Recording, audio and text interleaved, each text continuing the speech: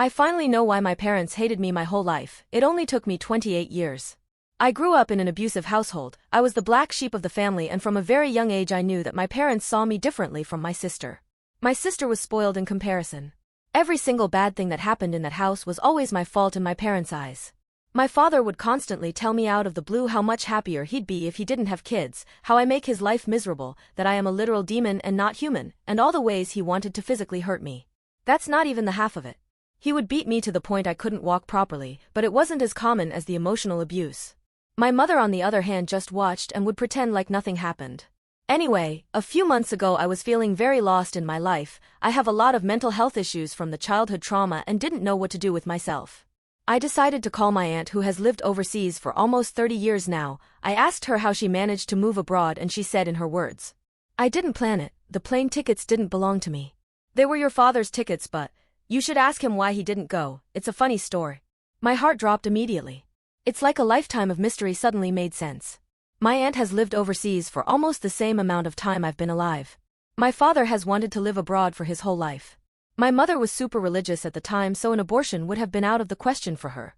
So currently, I believe I was conceived out of wedlock, and that my father hasn't been able to move because of me.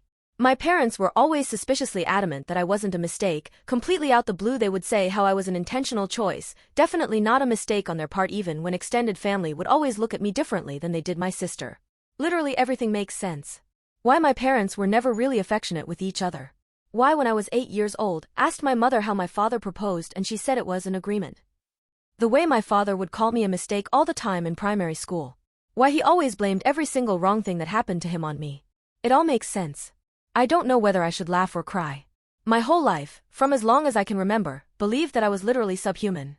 I thought that there was something bad/wrong about me fundamentally, like I was born broken, or a mistake or something. I'd work extra hard at school and always had the highest grades. I tried hard to always be polite, always be respectful, never talk out of turn, didn't do drugs, etc. I tried so damn hard to be someone worth loving, and I always failed. Thinking back on my mental health problems now is crazy. I struggle with personal hygiene and cleanliness, and overly clean spaces scare me. I realize that comes from the neglect. I still only have one pair of shoes from 3 years ago because deep down I don't think I deserve nice things. I haven't had new clothes in probably 15 years because of this mindset I've been trained to have. I bought one jacket yesterday and instantly started dissociating at the mall. Doing anything at all that relates to taking care of myself fills me with anxiety.